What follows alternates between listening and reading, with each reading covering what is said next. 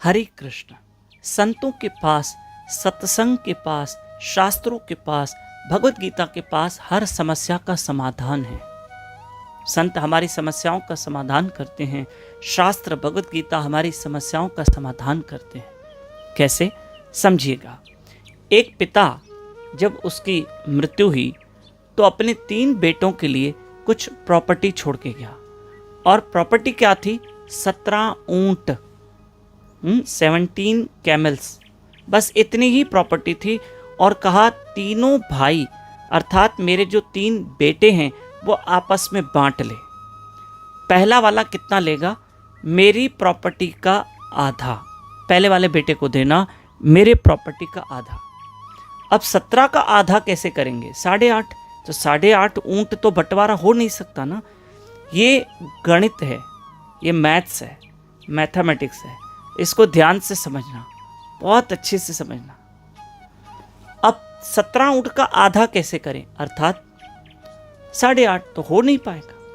मेरी प्रॉपर्टी का आधा हिस्सा मेरे बड़े बेटे को, मेरी प्रॉपर्टी का तीसरा हिस्सा मेरे बीच वाले को। अब 17 का तीसरा हिस्सा कैसे करें? जैसे 30 ऊंट होते तो चलो उसका तीसरा हिस्सा 10 ऊंट होते हैं तो 10 दे देते, एक अच्छे से हिसाब किताब हो जाता। लेकिन यहां तो हो ही नहीं रहा भाई। 17 का तीसरा हिस्सा कैसे करेंगे भाई? 21 ऊंट होते तो तीसरा हिस्सा 7 ऊंट है भाई, तुम लेके जाओ। लेकिन यहां तो ऊंट ही 17 है, ये भी नहीं हो पा रहा था। फिर उसने वसीयत जो व्यक्ति ने बनाई थी कि तीसरे बेटे को मेरी प्रॉपर्टी का 9वां हिस्सा। अब 9वां हिस्सा कितना होता है? 17 का 9वां नहीं हो सकता है, लेकिन यहां 18 होता तो 18 का 9वां हिस्सा मतलब 2 ऊंट, तो उतना दे देते। पर 17 का कैसे 9वां हिस्सा होगा? तो ये हो नहीं पा रहा था। अब व्यक्ति की तो डेथ हो गई, पर तीनों बेटे आपस में लड़े, मुझे पूरा हिस्सा चाहिए, मुझे पूरा हिस्सा चाहिए, मुझे पूरा।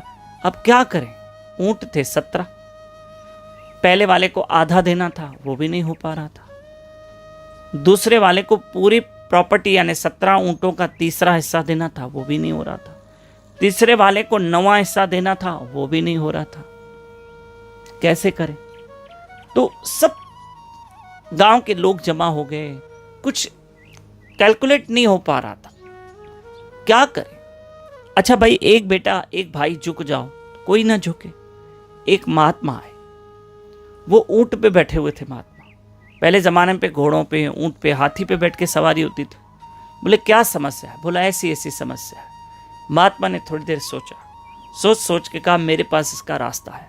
सब हैरान हो गए, भाई हम 100 लोग बैठे, हमारे पास कोई सल्यूशन नहीं, आपके पास कैसे सल्यूशन है? तो उसने कहा मेरे पास है। कितने ऊंट छोड़े तुम्हारे पिता ने? बोले हमारे पिताजी तो 17 ऊंट छोड़ के गए। बोला एक मेरा रख लो, 18 कर दो। अच्छा, बोला अब होगा हिस्सा, बराबर बंटवारा होगा। तो लोगों ने कहा भाई महाराज जी आप अपना ऊंट क्यों डालोगे, आपके पास है ही एक ऊंट। बोले डालने तो दो, करने तो दो। बोले करो। टोटल हो गए 18 ऊंट। बोला बंटवारा करो।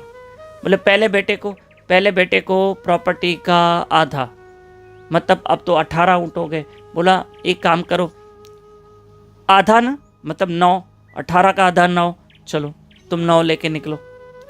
वो 9 लेके निकल के चला गया। अब प्रॉपर्टी का तीसरा हिस्सा यानी 18 का तीसरा करो। बोले 6। बोला 6 तुम भी लेके निकलो। 15 ऊंट तो बट गए ना, बाकी बचे 3 ऊंट। और तीसरे बेटे को देना था प्रॉपर्टी का 9वां हिस्सा, तो 18 ऊंट का 9वां हिस्सा यानी 2, 9वां हिस्सा। 18 को आप 9 से डिवाइड करना, तो 2 ऊंट। बोला 2 तुम लेके निकलो। पहले वाला कितना लेके निकला? 9, दूसरा वाला 6, तीसरा वाला 2, 9, 6, 2, 17। एक ऊंट बचा, संत का था, संत लेके चला गया। संत ने समाधान कर दिया। और अगर ना समझ में आए तो फिर से कथा सुन लेना और आगे जरूर फॉरवर्ड करना। निर्जला एकादशी है और उसके बाद कल हम सब सुबह द्वादशी है, सुबह वैसे ही जल्दी उठेंगे। तो जिन्होंने नॉर्मल निर्जला जो भी एकादशी की, हमारे साथ कल सुबह 4:30 से 5:30 यूट्यूब चैनल दामोदर दास पे लाइव रहकर हरि कथा सुने और व्रत का पारण कैसे करें ये सब हम कल बताएंगे।